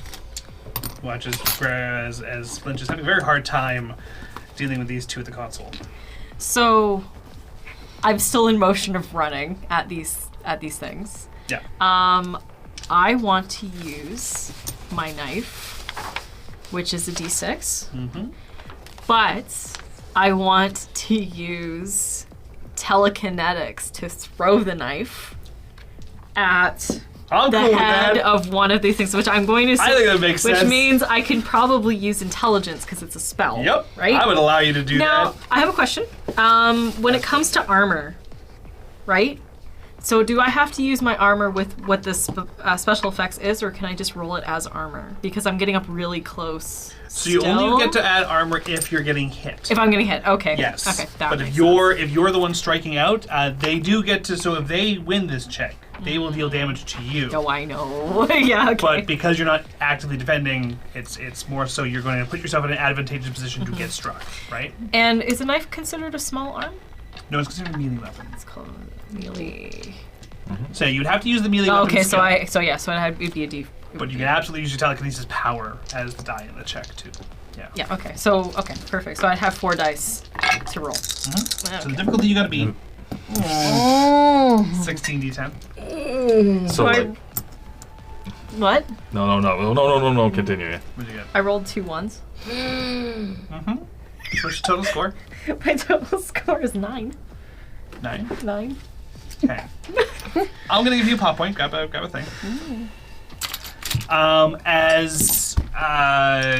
You go on up, and as you kind of get up close to like psych them out, you're like, I'm gonna stab over here, but really I'm gonna telekinetically throw the dagger that way. Yeah. You're gonna get a D8 complication. Okay. As the individual who seems to be distracted with Flinch sees the dagger out of the corner of their eye, they're gonna grab the dagger and then throw it back, and it's gonna get you right in the side. Of course. So your dagger is now in your side. You now have a D10 or D8 complication of gutted. So Okay. anything to do with vitality now has an issue with it. Okay, so that's a D8 complication under vitality. And you get 5 points of... On the other page. Let me put that over here. Oh. Those are not complications. Those dice over there, those are permanent problems.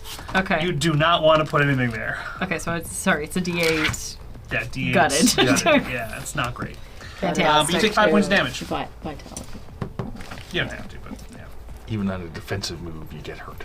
You can, So- yeah. so it's But that five- goes both ways. Yeah. Okay, Right. so it's 5 points of its wound. 3 stun, 2 wound. 3 So stun, you 2 would wound. divide it Okay. amongst Okay. the two. Yeah. because it's just a basic. And when it's odd, the extra point would go into stun. Always favor stun. Always favor stun. Yeah, always Oh, favor okay. stun. That's the. We don't actually want to kill you, but you're gonna throw yourself into shit. You're gonna get stabbed. Fair. Fair. All right, there you go. This is not meant to be a positive experience. No, 100%. 100%. I believe that was Cliptic, so now it's Diantha. If I pull out my pistol but don't actually fire it, can I still use it as a thing that I'm using? I just want to use it to be threatening. I don't want to actually shoot it. Oh, that's Like like an intimidation. intimidation tactic. Yeah. I'm cool with you adding your gun to your intimidation tactic. That's fun. I'll let you do it. Then I will also suppress these. What are they? Are they like lizard people? I'm trying to suppress the undead that are running The the undead, ship. yeah, the undead. That Sure. So I don't know. We don't say zombie. Living Or you character. could if you're trying to insult So I them. see that this is kind of it is what it is, and this is kind of what it is. So I'll kind of shuffle my way over there and take out my pistol and point at them, and be like, you need to move aside if you want your death to be painless, and get them to try and move so that he can get access to the console. So difficulty for you, 15d10. Okay. So I'm adding 1, 2, rolling dice. Okay. Ooh. So that is a 14. Duh. 15. D10. So you met it completely. Okay. And this is meant to debuff them? To debuff them and to get them to move so that Flinch has access to the console. Flinch and Cliptic. Whatever the two of you do, because it is a permanent debuff that they have until they remove it. So it's a complication for them. But that only affects anyone that is doing anything to them. So you will both get D6s added to anything you do to get them out of your way. Nice. Perfect. Which is literally anything. So D6 added to your stuff. However, I rolled a 1 in my check.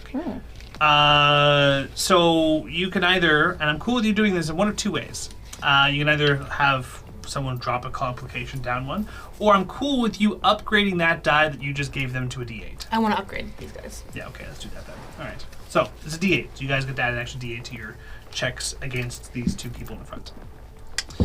All right. Jovac gets to go. Set me a difficulty there, Laura. He is continuing to try and finish you off, Oh, basically. gross. Well, there we go. There are 2 1s in that. So can I have a quick question? Yeah. Should we always wait to see what the defensive thing is, or Always wait to see what the defensive check But is. you're the attacker. I'm the defender. Oh, you're the defender. I'm the Yes. So defender. defender goes first, then attacker. Correct. Done. Yes. That's why. But it is otherwise a 13d8. You rolled 2 1s. Yeah. Oh, I also rolled a 1. So 13d8. Yep. Okay. Could have been better. Still not good for you though. No, I didn't All right. think it would be. So, what's your complication at? It's a d10. D10. Yeah. Okay. I'm gonna say that this is how this is gonna go. So he rolled a 15. You said you rolled a 13. I did. So you get 2 points of damage. Okay. However, it's also a D12, and I rolled a 1. So I'm cool with our 1s negating each other. I'm going to still give you a pop point anyway, because you should still come out on top with a 1. Okay. As I'm going to step that complication up 1 because of the plot point, but also I'm going to step it up 1 because he's going to basically grab you by the arm, and he's going to flip you over his head and into the command station completely. You watch as Laurel's arm is removed from the socket, and Laurel crashes to the ground. You are not unconscious, but Yeah. you are out of the combat. You're D12. You are now past D12 Okay. from the complication, which means you now. So now that stress thing comes into play. You now have a D6 stress on your strength. So from now on, until your arm has been reattached, you always will have a D6 complication, or your difficulty for anything you do with your physicality will be increased by a D6. And you cannot proceed with the fight. You are not unconscious. You're not dead, but you're out of commission. Okay. Unless he decides to keep hitting you, but you can't continue. Okay. All right. Which means that we go just straight to flinch. Oh, that's Yep. right. Yep. That's right. Chicken up roll. I have an interesting little thing. So, Yeah. where I'm a space hamster or a rat or Yukon. Ukon. I was gonna get that. I was gonna get it eventually. Ukon.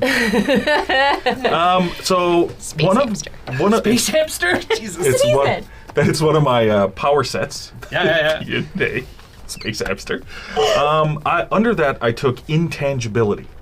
So because they're blocking the console, Yep. but I can move through spaces I shouldn't be able to find a way through. I'm cool with it. But I also have the special effect of distraction.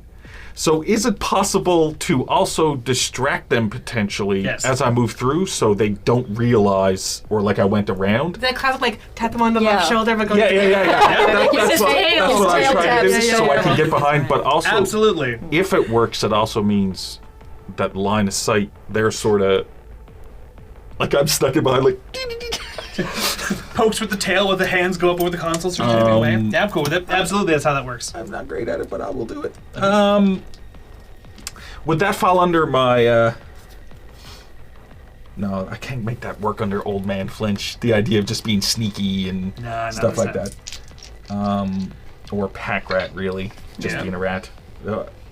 I guess you know what I mean. Pack rat, because you're being sneaky and using your Yeah. abilities to do it. Yeah. I would be Tail. cool with letting you do it. Perfect. Just So add a D8 for me. So I got my D8 from Oh my god. that. that's I get a good. D8 from you. Cool.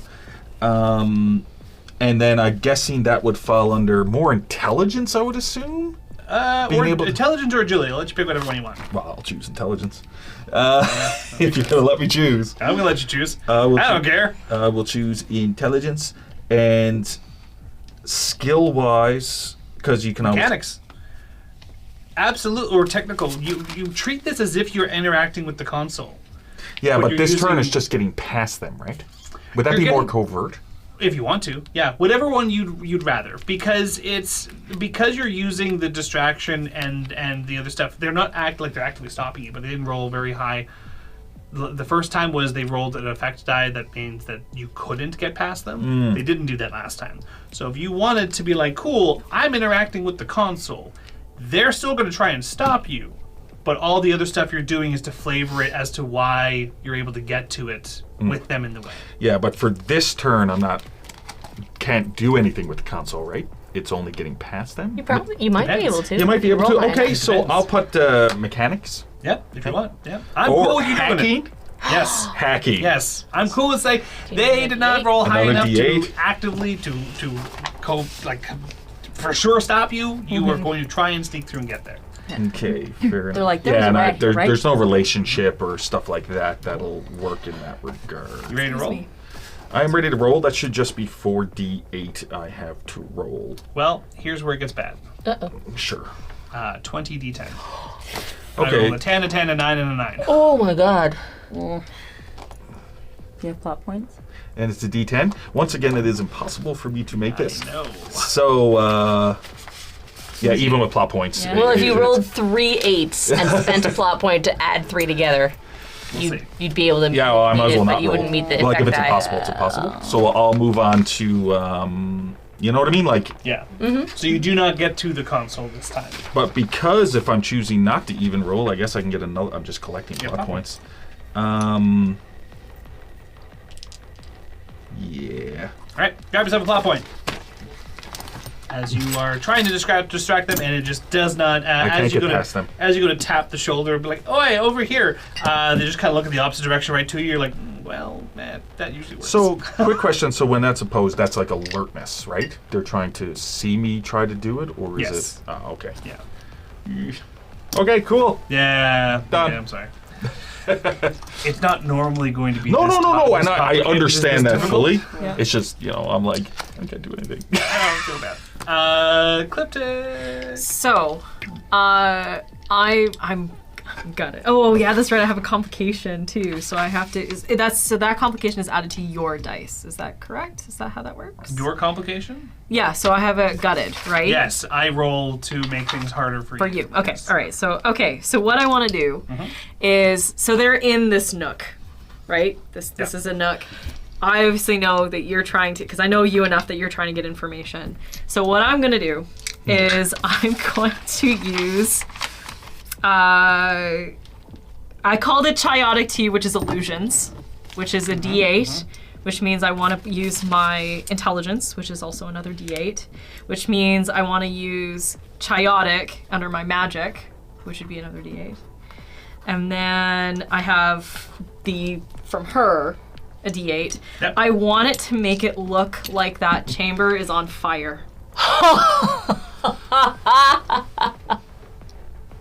Do it. Fire! I rolled terribly. Yay! What's Now, your you defense? targeting one guy or two guys? To Do you have area of effect? no. That would be a special effect under your power set. If not, you can only pick one of them. I'm fine with that. Yeah. You probably Power don't. used for creating a visual or auditory illusion. So over, it would be here. You do not. So you cannot affect both of them. So Oh, okay, fine. I'll just which is do fine. one. Whatever one is closest to flinch. Flinch? Then Okay, so whatever this is going to help flinch more. Yes. Gotcha. So it's a 9d10. What's your totals? I did roll 1, Now what's your total? but my total is 15. Hey! So you beat it by 5, which is a heroic success, but you don't have an effect die?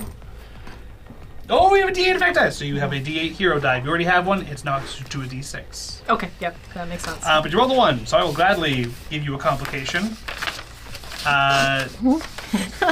It's not going to be... I'm not going to make your gun it worse. What I'm going to do Oh crap. Okay. Yeah. is I'm going to give you a D6. I'm going to give you another one. D6. Because the guy that is now, as you cast this illusion spell, the guy closest to you starts going, and just starts screaming because he sees that this place is on fire, it's ablaze, and he does not know what to do. Also, undead, not very happy with fire. He's going to kind of run away. Okay. You said you were a D8 for your effect die? Yes. He's going to run away. He will not be actively opposing you, Flinch. But he knocks into his buddy, and it causes a D6 chaos for you. Okay. Just general chaos. You have both of these guys now in your proximity. General disarray. Yep. And that's a complication I for love me? Or a complication for them?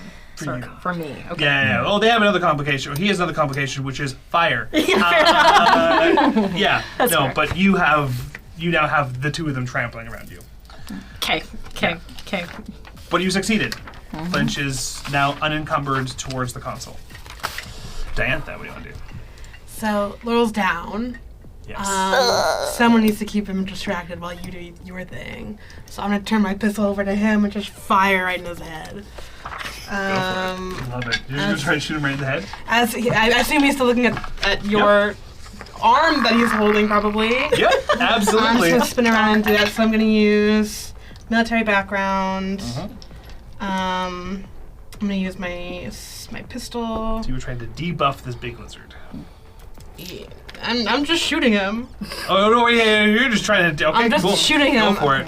There's nothing more distracting than a Just trying to gunshot. dead the big That's lizard. Just dome him. I mean, that's Keep fair. off that. So Yep, that would be alertness. absolutely. Okay, alertness. I'm gonna add my military background. I'm doing my pistol. I'm adding my pistol weapon. And I don't think any of my power sets or talents are gonna help out here. Would this count? I'm not assisting an ally because my ally is is down. I think it's arguable. No. So in that particular ability, assisting an ally means adding to their check, which is not applicable here. So just did it into Yeah, you're gonna roll all those dice. That's all. 3, 4. No, 4. That's all I have to add. Okay. 18d12. That's 1 1 Oh no. and a 9. So 9d8 with 1 1. The 9 total. Yep. Because it's not... Oh, but you were in melee range. Yes. So... Am I? Well, he's 8 feet tall, so his melee range is larger. You were than all most right at people's. the beginning of the opening. I of the did say room. that I moved forward to You distract. moved away, so that's totally Yeah, fine. 'cause So you're that gonna was shoot him in the part head. Yeah. As you fire, you see like the smoke kind of coming out of the wall, and the head is just off to the side, and Yeah. then just like Yeah, that's fine. lopsides That's the goal. with you. That's the goal. Oh god. And what was the effect that you had? What? A D8. D8. That's 2 steps higher. So yeah, you're gonna get he's going to inflict a D8 complication to you. Okay. You are terrified. Yeah, checks. Which is funny because it's his turn now. Can you defend yourself, please? What was his roll just then for that one? He rolled an 11. No, so he rolled sorry, hold on. D8. Wait, what am I writing 19 down? something. Yeah, it was 19. I'm terrified. Yeah, I'm you're terrified. So yeah, that's That speech. goes. Yes, right there. Okay, thank you. What die is that? 6? D6? Terrified? 8. D8. 8. D8 terrified. And I'm defending myself, so I'm gonna roll. How do you wish to defend yourself? I'm gonna. Dodging, or do you have, just take it? I guess I'll try and skirt it because I'm not gonna dodge it. Yeah. I'm not gonna. Do you have athletics? No. So if you try to dodge, it'll be a D4 for your skill. Here's what I got. So I'm doing agility, so I'm terrible at agility. I'm gonna use my military background. I don't think I have anything really to add here. Added a D4 for athletics. Add D4. So if you don't have anything in the skill, you just always have a D4 in that skill. Okay, so it's athletics. I can't argue anything else. Yeah. I don't think I have anything else to argue. I do have armor. Yep, so you're gonna add the D8 Armor. there. And my armor is AoE, so would that also apply to other people? That one, so that'll be one of those things we kind of talked about that very, very briefly. You can enact a barrier to give to people, but that is something you have to do. That wouldn't apply here in this moment. Right. That'd be something you have to do later. And But you get to add that D8 to your defense check because it's armor. yeah, so that's all I can really do. I don't think this is gonna go well for me. Probably not. No ones. Hey. 8, 12 D8. 12 D8. 17d12. So you get dealt 5 points damage. Classic. As he does come on down, instead of coming down over the head as you were kind of expecting, as you go to sidestep it, he just drops down in front of you, and he's actually going to take the blunt front end of the hammer and just thrust it right into your torso. So it's So just- 3 stun, 2 wound. Yeah. What was his roll? He got a 19d12. Sorry, 17d12. Yeah, I know how to do math. 17d12. There you go. But you're going to come out with a couple. You have a strained rib. D8 strained rib. Okay. Okay. Moving on to. That was his turn. Then it is Flinch. I have a question. Of course you do. Yes, as Flinch does. I have an ability called Calming Presence. And the ability of that is that allies ignore their lowest complication until end of turn. Yep. Could I make her get up and fight with one arm? Because That's the only is that the complication. It is my only and complication. sort of just Yes. but it says it's all my allies, but it doesn't work on me. But because of what I'm trying to do, can I sort of lock? Because you did specify I that Laurel was not unconscious. She is not. To lock eyes and sort of just be like, Who needs 2 arms? Power through. you know, just She like. ignores the lowest complication. And I'm that's what it says. Yeah, And absolutely, And absolutely. I'm trying to get across with a Yes. look that, if we can just slow them down, Yeah. I got this. Yeah. And that's what I would like to do That's now. just But because it's all allies but me, do we want to specify it's only for Laurel, or can it be everyone? Because it's supposed to be. Can you read out the whole thing? What I wrote down was allies ignore lowest complication until end of scene. It's the calming presence talent. It will cost me one of a plot point to enact it. Well, that makes sense. But if you double check and then you can judge, Yeah. because it's quite serious. But if I could, because I think that's also epic looking. It is. Yep. Laurel gets up, one arm. Yeah. Activation, spend Yeah. plot point. Effect, all of your allies may ignore their lowest complication Yep. until the end of the scene. You do not benefit Yep. from your own calming presence. Everyone, you get to now. The complication doesn't go away. You get to ignore it. Yeah. So all of you, whatever the lowest complication is, just treat it as not there. And it says may ignore, so if it gives you plot points or other narrative, you don't necessarily Yes, have you to can choose accept to it. keep it going. Now, your stress will still be there, Laurel. Oh, okay.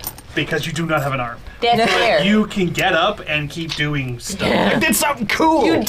That's actually really good. Plot points. That's your non-rolled action. You don't have to roll anything to do that. Right. So you just kind of look at Laurel. And you have access to that Get up. console now. Yes. and I have access to that's the dope. console. Yep. Okay. That's pretty cool. Can I try to, now that one's on fire, and cause a bit of chaos? Yeah. Flinch thrives in chaos. Of course. And just sidle on up and like ding, ding, ding, ding, ding. And because I'm assuming they were navigation. That's what I'm assuming. Yes. Because I don't know what they're actually connected to. You have no idea. So I guess I would have to try to hack as my die roll. Yeah. Do you? Yes. Yes. I Do you have any hacking. complications? None as of yet. Nice. Great. Cool. Yeah. Absolutely. There Because is. I kept purposely failing rolls, like Yep. on my own terms. Well, that makes sense.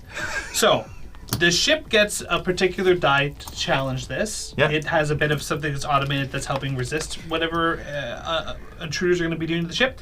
However, it's going to just add this on top of a static difficulty. So the difficulty is 15d8. Okay. I have a question. Yeah. Would what I'm doing be considered under old man flinch? Because you know what I'm thinking about doing. Yes, yes, it would. Okay, Absolutely cool. would. I know exactly what you're thinking, and yes, it counts. Okay. And I know this is doomed to failure, Yeah. but I would still try this. Of course. Yeah, you would. Okay, so I'm gonna go the D8 on that, and I get a D8 for hacking. Yep. Right, that's the skill. I'm assuming that's intelligence. Okay, so that would be another D8. It's not going to fall under Timey Tim as a relationship or the Warden's small arms. There was Really rude to say with the warden. what? His arms are perfectly normal size. Sorry, that was so stupid. Is that only a there was nothing else because I'm not Was really. there anything in your power set? I got jury rigged. I don't even remember what it does. It's my Yeah. exocortex. It's for like building things. That's not really. I think that's more mechanical, more mechanical. right? Jury rigged. Was that a special yeah. effect or a? No, No, it's that's a- a No, it skill. wouldn't apply here. Okay. Yeah, because the other one I have is scrying, but I think that's more about vision. Yeah. Yeah.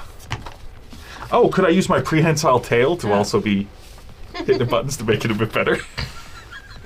I actually I'm have good with it. Let's do it. Okay. You have that as a now. You have that as a power set from your racial power set. Yeah, it's for my racial because I'm not using my exocortex power set at all. There you go. Then yes, absolutely. Because so I'll take it that extra D6. I don't think it's really following the Anthus plan because that was just spreading out, correct? No. And it's definitely not what. No, I don't think her plan was what you're going to do. Yeah. This is not what anybody wants. I'm so intrigued. I know what he's doing because he did this last time. Yeah. I forget. I know. But it's 15 D8. 15d8. If I roll well, Really good. We're It's winning doable. chaos pool. It's possible. oh, that's have to be used by party. I'm just sort of looking at I know. Yeah. what I can use it for. I don't have any hero dice. Okay, so cool. I did not roll a 1. I am going to spend Plot a point? plot point in order to add 3 dice together. Yep, absolutely. And it was the DC was 15. Correct. That gives me a 19. Nice. Oh, sorry, a 19. Yeah. Well, I mean, you need to beat it by 5 to get the crit, right? To get the crit, yes. So, But you still want to meet or beat But the it was effect die 15? if you can. but if I go here, oh, it's going to be a D8 thing anyway. Yeah. I'm going to go with a 19 D8 Okay. for the hacking check. Okay. So, Flinch is now going to be doing something a little bit different than the rest of you. So, the way that Cortex Prime works is, now I know I threw you into a combat encounter, Yep. and which goes counterintuitive to what I'm about to say, but it is not a very combat-heavy game system. Yes. So, for the purposes of this, until you've been removed from the console, you are going to be playing a completely different game than everyone else. Sure. You're going to begin hacking the ship. So you have essentially dealt 4 points of damage to the ship, to the ship's systems, in order to break through to get control of whatever you want. Yeah. So there you go. So you are in process. You are in the middle of this. And like I said, unless you're pulled away, you have a different thing going on. depending on how when you reach certain success thresholds, good things will happen, and upon reaching certain failure thresholds, bad things will happen. So far, you're doing really, really good. If the next time you roll, you were able to beat that effect die that I've been rolling, you will remove the ship's automated influence and lower the difficulty. So now he's playing ghosts and goblins. It's not your. Although Greg there. thought it was goats and goblins, you said first. Yeah.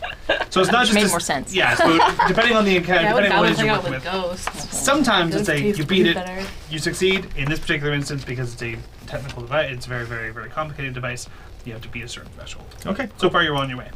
All right, moving on to Cliptic. You watch as he just gets on in there. He starts going for it, Tail. and you see right before he did that, he kind of nods towards Laurel, and Laurel just starts to get up, blood kind of pouring out of this wound, and she just grabs the hammer. And you've got these two guys running around.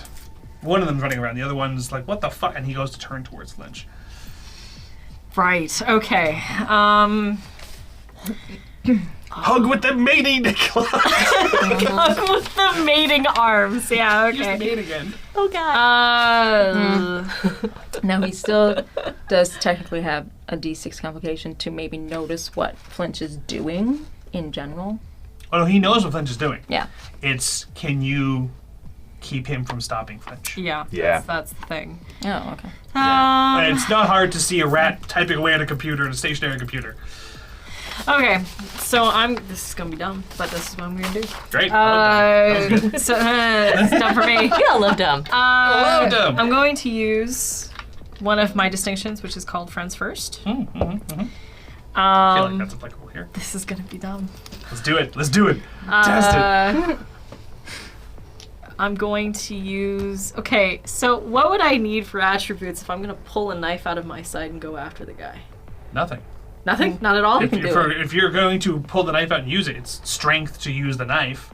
But you don't have to roll anything to remove it from your side. Just take it out. It's like a sheath. Oh my god, my strength is shit. That's Yeah, if you're that's going to melee. physically take it out and stab the guy. Yeah. Are you going to try and telekinetically throw it again? That was a cool idea. Actually, I want to do that. Sure, I'm not do gonna lie. that again. I'm not gonna Okay. say, there's nothing to say you can't do that again. Okay, so that would be. That That was a very would be creative. intelligence, That was a very right? creative solution to a problem. Then, this would be math. Could concentration work? Could I use that as or is that something specific underneath concentration? discipline? It's under That's more for maintaining certain spells. Okay, all right. Right? So, So for instance, your the guy that has when is his turn next Yeah. to roll against the spell the mask spell, he could possibly just no longer be afflicted by it. oh, So okay. concentration will be the check that you're going to roll to maintain the spell when he resists it. Makes sense. Okay, then it would just be straight up magic. I'm going to say that. Sure. That one, Yep, and makes then sense. it is telekinesis, which is a d6. And I think that's it. I think that's all I got. You got top points? I do, but I have a plan for that. Yeah, so right. don't let me do that. Don't let me use my plot points. I rolled a 1. Did you? I did. Oh. Yeah. Do you have a complication you'd like to I reduce? have a lot. So, can I break It's very down complicated. gutted to a D6? 6? Yeah. Absolutely you can. Fantastic. The difficulty is a 15d10. I'm not going to do that. You can try it. I also rolled a 1. Okay. So I have 10, and it would be d8. 10d8. Okay, so with that, when you go to telekinetically, you pull this thing out. This is unpleasant. As you go to spin it at the guy, he's going to look away from Flinch, which Okay. is great. But he will slap the dagger out of the air, I'm not supposed and he's going to basically you are within melee range. Is kind of how this is working. It functions as your kind of makeshift melee attack. He's going to punch you in the gut where you got stabbed. Yeah. So you get dealt. What did you say? You rolled a 10. Yes. 5 points of damage. And my armor doesn't do anything? In this particular in this set, when you're rolling to defend yourself, it does. But when you are getting dealt damage because you left yourself open for an attack, Fair. that's different. And how much did I get? 5 So that would be 2 in wound, 3 in strain. strain. Okay. Yeah. What's your total HP? 16. How many pips down are you altogether? 10. Okay, good. Okay, so you're still up. That's fine. That's fine. That's fine. You're good for now. Okay. It's okay. But you're not looking good. No, I wouldn't. Yeah. We'll come to that in a second. Okay. Your complication's gonna go back to a D8 though. Fuck! You thought I forgot about that, didn't you? But you got a pop point, so take a pop point. Get another one. Yeah. There we go. Moving on. Diantha, you got Jovac just having winning. Yeah, I see you getting up. Sneaking up behind. Say, Joe, do you know how to kill somebody properly? They're getting up again. I'm gonna try to intimidate him. That's amazing. Dope. So that's gonna be my intelligence. I'm gonna use my distinction. Take no shit. Take no shit. Intimidation. And I'm gonna try to suppress Jovac's abilities. I'm also gonna use my pistol part of the intimidation. If I guess I'll do that. I'm cool with it. Great. Yeah, that's a really cool use of that item. Difficulty, 17d10. Hey, let's see what happens. Yeah, let's see what happens. That's a big ol' 10. 10? Do you want to? Oh no, you don't get to 10. 17. Now, there are combat encounters and there are social encounters. In social encounters, you do still get dealt damage. It's just exclusively strain damage. And upon reaching 0 HP via strain, it goes back up to full, but you are out of the. You do not have the mental fortitude to keep going with this conversation. Mm-hmm. If you're going to be mentally fighting somebody during a fight, that still counts. So you take 7 strain. As you say this, what, you don't know how to kill somebody? And he just stares daggers into your soul. And it frightens you that he does not give a shit that Laurel is standing up behind him. He is going to tear you in half. Okay. What's your total pips? 12. 12, what's your HP? 14. Okay, cool, sweet. Move down. Can you roll to defend yourself real quick as he's going to enact that plan to tear you apart? Can I? So I have a talent called Protective Detail, where I can. It says when you cover for another character, spend a plot point, and I get to. And it just says step up your attribute, and if you lose any life points, you only lose half the amount. Trying to get in the middle. So, you are going to take the hit for Diantha. Yeah. Okay, so you're going to spend a plot point. You're going to roll the defense check. Okay. I have another question. Yeah. Do I get my stun points back from lying on the console for a couple of turns? No, this is not relaxing. Your arm has been removed. That's the opposite of taking a breather. Just look into Flinch's eyes. It's been like, this is okay.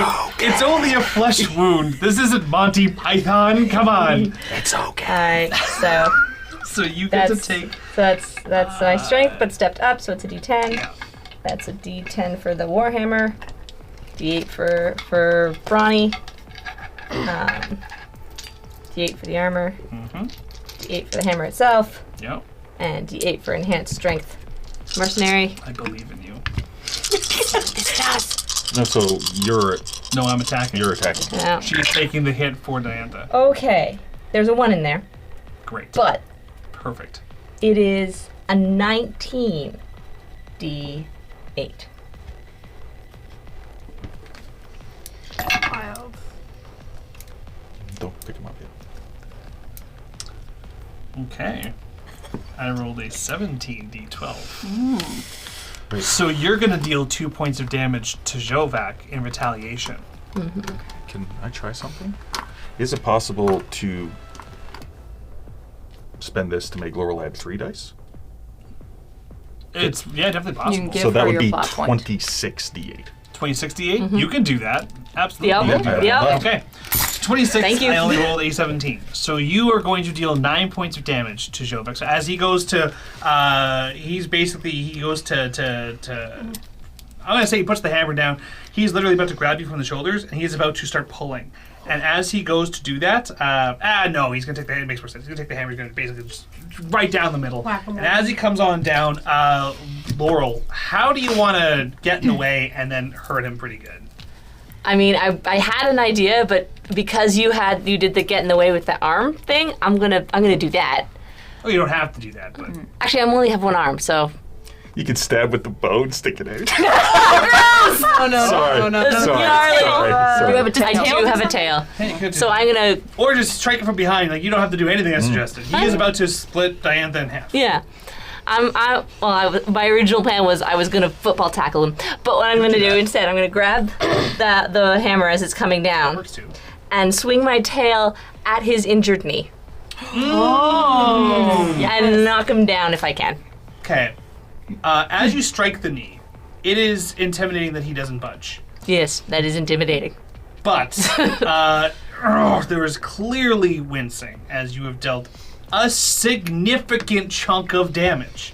It is not considered a heroic success No. because a plot point was spent to add a third die.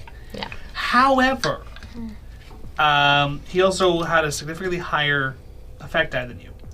So we ignore the complication, but the complication is not gone. So when you slap that,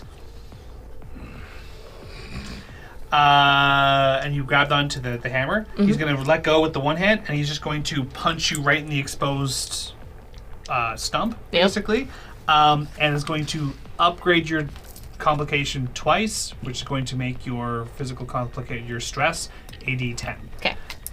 You guys watch as when he does this, the structural integrity of her torso begins to fail. As he is now I fully basically expected it. turning her into mush. Ah! But you're technically still standing because you're ignoring the complication and no damage was dealt. You were just stomaching this. Literally. That's so gross. That's crazy. I did something. You did. That's, no, yeah, really, really good. So it's now a D8 or D10? D10. D10. Yeah. 2 steps away from dying. Yeah. That was Showfax. Greg, Yes. I'm just going to ask you now. Do you want to keep going? Or is this where... Is Greg having enough watching his friends in the current state that they're in? Diantha is on the verge of death. Laurel's on the verge of death. Cliptic is pretty fucked up. Flinch is actually okay. Shocking. Flinch is totally fine. I think You can keep going. Laurel goes next. we'll stop it there. Okay. Yeah. So with that, Greg, you will watching, and the last image you're going to see is Jovac just beginning to pummel into Laurel. Laurel's exposed torso. And with that, you're going to jump up in bed in a cold sweat, having just woken up from a terrifying nightmare. I'm going to end that there for now. I wanted to throw you all into a very, very, very, very no-win scenario because that's when I find that you get to be the most creative on how you're going to do shit, such as using telekinesis to perform melee attacks when you do not have melee abilities. Dope as hell, that totally works. Realizing that Calming Presence always works. You don't have to roll for it. Yeah. Technically speaking, once we get familiar with how the game works, you don't have to tell me all the dice you're rolling. I trust that you're not just making random stuff up because why not? So just describe to me, I'm going to be doing this. And then grab your dice and go. That way, a fight like that could probably actually happen within 45 minutes. Yeah, it'll cut down. I just figured that with this one that they wanted to know. No, absolutely Oh, yeah. correct. Okay. There was nothing wrong with what happened this time. To let you know that technically speaking, these combats can actually be fast.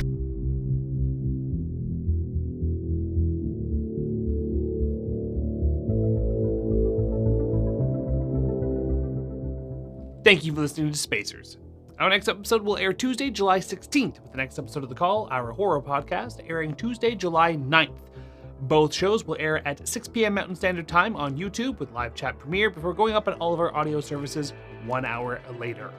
Remember to visit the merch shop when you get the chance and leave us a review in your podcast app of choice. Like, comment, subscribe, all that good stuff.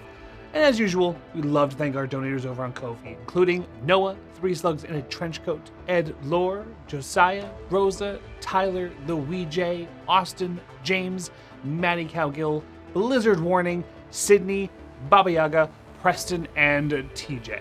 Music and ambient tracks licensed through Triune Films. Your players for tonight were Elizabeth Wells, Janessa Coles, Lindsay Delansky, Bailey Yarkey, and Derek Snow. Your GM for the evening was Zach Barrett. Have a good night, everyone, and we'll see you next time.